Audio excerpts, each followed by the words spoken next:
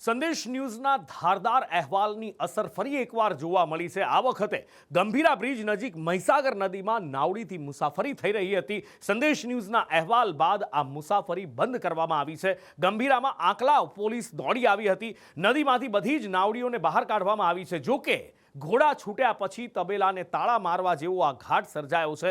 કોઈ ઘટના બને એ બાદ જ તંત્ર જાગે છે અને અહીંયા પણ આણંદનું તંત્ર બોલ્ટ પલટ્યા બાદ જાગ્યું હતું। લોકોના ટોળે ટોળા ઉમટી પડ્યા હતા અને ગંભીરા નજીક નાવડી પલટી એ બાબતે મામલતદારે પણ નિવેદન આપ્યું છે। એમણે કહેવું છે કે લોકોની વ્યવસ્થા માટે સરકારી બોટનું આયોજન કરવામાં આવશે, પણ એ હવે સ્થાનિકો નાવિકો માટે ટેન્ડર પ્રક્રિયા શરૂ કરવામાં આવશે એવું પણ કહેવામાં આવ્યું છે। એક બાજુ તંત્રની બેદરકારી એ જીવલેણ બેદરકારી હતી, જેના કારણે ગંભીરા બ્રિજ તૂટ્યો। આ એકમાત્ર બ્રિજ ત્યાંથી આવન જાવન માટેનો રસ્તો હતો। એ રસ્તો બંધ થતાં લોકોએ જવું ક્યાં?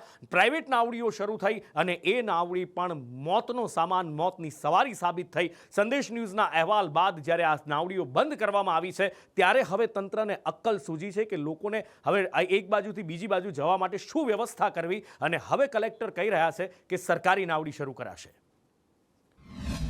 તૂટી જવાથી આજે એક સવારે મુજપુર મુકામે એક મોટી દુર્ઘટના ઘટી છે, જે નાવડી પલટી થઈ ગઈ છે ને પણ કોઈ જાનહાનિ થઈ છે। માં મહીસાગર માતાના આશીર્વાદ છે, કોઈ જાનહાનિ થઈ નથી। પહેલા જે બોટ પલટવાની ઘટના બની છે એ સામેના આથમણાપુરાથી સામેના કિનારાનો વિસ્તાર છે અને ત્યાં બોટમાં બેસતા વખતે પ્રવાસીની વજન નામથી એ બેલેન્સ બગડતા એ બોટ કિનારા પર જ પલટી ગયેલી છે। કોઈ જાનહાનિના સમાચાર મળ્યા નથી। અમે તો એવું પણ કીધું કે સરકારના ફાયર વિભાગ દ્વારા એમના બોટની વ્યવસ્થા કરવામાં આવે, લાઈફ જેકેટની વ્યવસ્થા કરવાની, એ લોકો જ આ વ્યવસ્થા ઊભી કરે। તેમ છતાં પણ આ બાબતે કોઈ ધ્યાન લેવામાં ના આવ્યું ને આજે દુર્ઘટના થતી રહી ગઈ અને સામાન્ય લોકોનો જીવ જતા આજે રહી ગયો। એટલે સતત વિવાદોમાં રહેલો ગંભીરા બ્રિજ આજે ફરીવાર વિવાદમાં આવ્યો છે કે આ 18 જેટલા જે નાવિકો છે એ તેમની નાવડીની બોટ જે છે એ પલટી મારી ગઈ છે અને સદનસીબે કોઈની જાનહાનિ થઈ નથી।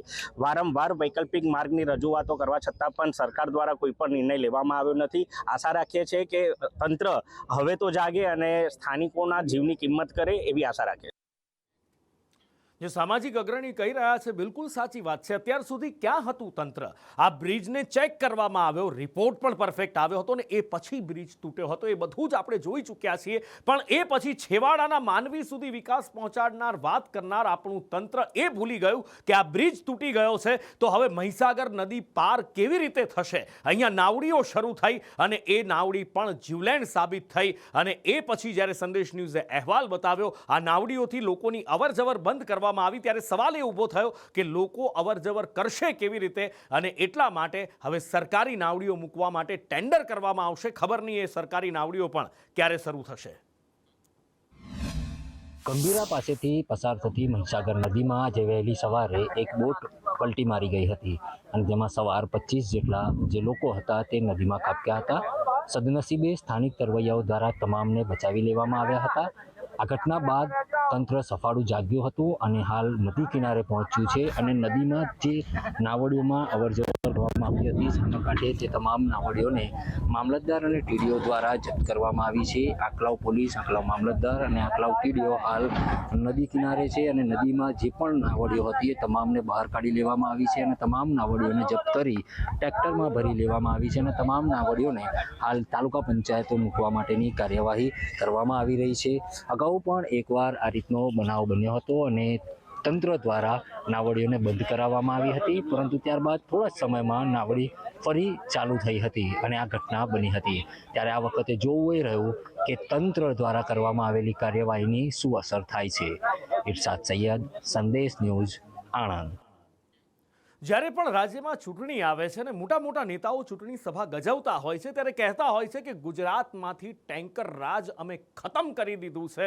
આ સરકાર ટેન્કર રાજમાં નથી માનતી, પણ વડોદરામાં પાણીના ટેન્કરથી પાણી લાવવાનો મુદ્દો અત્યારે જોર પકડી રહ્યો છે। કોર્પોરેશનના વિપક્ષના પૂર્વ નેતા અમીર રાવત દ્વારા કહેવામાં આવ્યું છે કે 260 કરોડ માત્ર પાણીના કામ માટે વપરાયા છે। 30 વર્ષથી પાલિકામાં ભાજપનું શાસન છે અને દર વર્ષે આ જ રીતે ખર્ચ થાય છે। પાણી પુરવઠા માટે ફક્ત પાણીના કામોમાં 260 કરોડ રૂપિયા વપરાયા। છેલ્લા 35 વર્ષથી ભારતીય જનતા પાર્ટીનું શાસન, પ્રત્યેક વર્ષે આ જ ટ્યુનમાં પાણી પાછળ ખર્ચો થાય છે તેમ છતાં વડોદરા શહેરમાં આજે ટેન્કર રાત છે.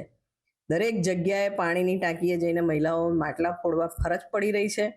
ગંદુ પાણી આવે, ઓછું પાણી આવે, કોર્પોરેશનની પોતાની ફેસિલિટીઝમાં જ આજે ટેન્કર બોલાવવા પડે. આનાથી દુઃખની વાત શું હોઈ શકે?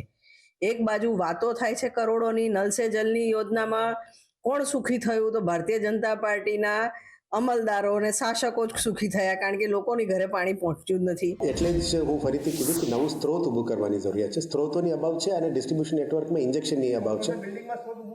ના, we will be bringing up in south zone, East zone, north અને વેસ્ટમાં જે અત્યારે સ્ત્રોત છે એમાં પાણીનું સ્ત્રોત વધારવાનો આવશે અને આવનારા લગભગ 4 થી 6 મહિનાની અંદર 150 mlt વધારે ઇન્જેક્ટ કરવું પડે છે from the French wells and Ajwa Sarovar. એનાથી જ WTP ચાલુ થાય. આ પછી આ પ્રોબ્લેમનું સોલ્યુશન આવશે.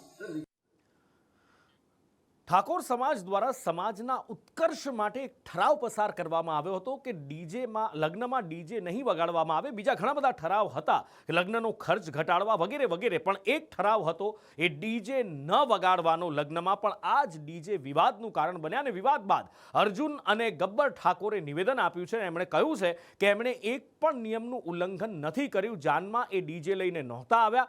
નિયમમાં એવું હતું કે સામે જાનમાં ડીજે લઈને ન જવું અને અહીંયા બીજી જાન પણ આવી હતી એવો એમણે દાવો કર્યો છે અને બીજી જાનવાળા ડીજે લઈને આવ્યા હોવાનું એમણે કહ્યું છે. શું કહ્યું એમણે આ વિવાદ ઉપર ખુલીને સ્પષ્ટતા કરી એ જુઓ.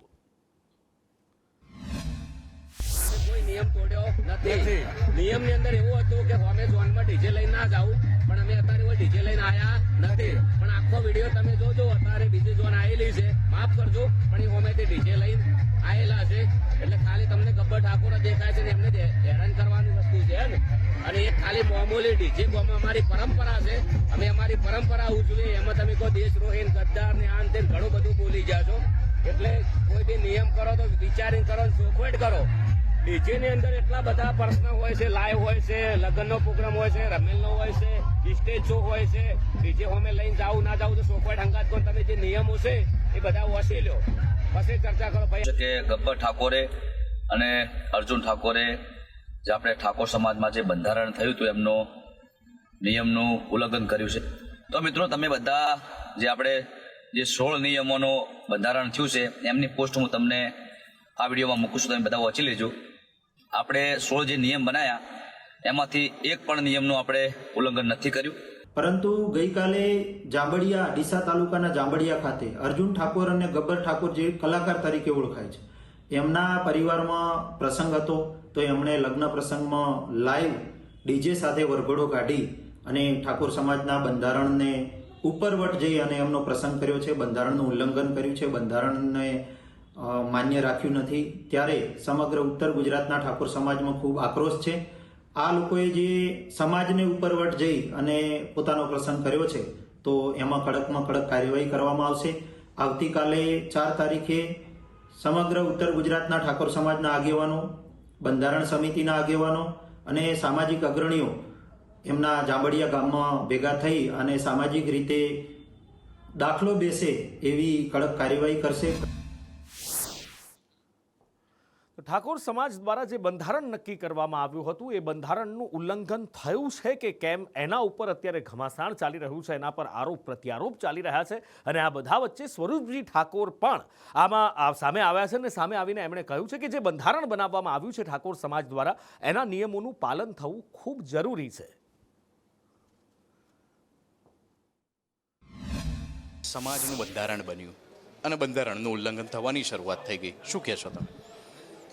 ખરેખર જ્યારે સમાજ બંધારણ બનાવતો હોય તો સમાજના બંધારણ મુજબ તમામને સમાજને રહેવું પડે. મેં જ હમણાં મારા ઘરે જ મારા દીકરીના લગ્ન હતા તો સમાજના નીતિ નિયમ મુજબ જે નિયમો બનાવ્યા છે એ જ રીતે મેં પ્રસંગ ઉજવ્યો છે. મારે પણ હર્ષક્રોડ હોય કે દરેકને આમંત્રણ આપું, દરેકને મારા ઘરે બોલાવું મારી દીકરીને આશીર્વાદ આપવા માટે. પણ જ્યારે સમાજ નિયમ બનાવતો હોય ત્યારે નિયમ પ્રમાણે આપણે કરવું જોઈએ અને સમાજના નિયમ અમદાવાદ શહેર ગુજરાતનું સૌથી મોટું શહેર અને અત્યારે અમદાવાદમાં ઘણા બધા વિકલ્પો પરિવહન માટે છે. મેટ્રો પણ છે અને BRTS પણ છે. પણ એક સમય હતો કે જ્યારે અમદાવાદમાં માત્ર ને માત્ર રાજ હતું લાલ બસનું, એટલે કે AMTSનું, અને આજે પણ એ રાજ કાયમ છે, જેની સાબિતી આપે છે વર્ષ 2026-27નું 20 કરોડના સુધારા સાથે 1011 કરોડનું AMTSનું રજૂ થયેલું આ બજેટ. ટ્રાન્સપોર્ટ મેનેજરે 991 કરોડનું બજેટ રજૂ કર્યું હતું. AI આધારિત શેડ્યુલિંગ સિસ્ટમ જેમાં ઊભી કરવામાં આવશે. AMTS પણ હવે ટેકનોલોજીકલી સાઉન્ડ થઈ રહી છે. એક સમય હતો કે જ્યારે AMTSની લાલ બસ નીકળે અને લોકો સમય કહી દેતા, એટલી એક્યુરસીથી આ બસ ચાલતી હતી. અને હવે લાગે છે કે ફરી પાછો એ સમય જ્યારે AI આધારિત શેડ્યુલિંગ સિસ્ટમ ઊભી કરવામાં આવશે ત્યારે એ પણ આવશે. પ્રથમ તબક્કે 70 બસ એર પ્યોરિફાયર લગાડવામાં આવશે અને અમદાવાદમાં 4 નવી ડબલ ડેકર બસ પણ લાવવામાં આવશે. જમાલપુર સ્ટોર ડેપોના જર્જરિત ઇમારતનું નવીનીકરણ પણ કરવામાં આવશે. AC બસમાં એર પ્યુરિફાયર લગાડવા માટે 3 કરોડની જોગવાઈ કરવામાં આવી છે. 3 કરોડના ખર્ચે શેડ્યુલિંગ સિસ્ટમ પણ ઊભી કરવાની જોગવાઈ છે.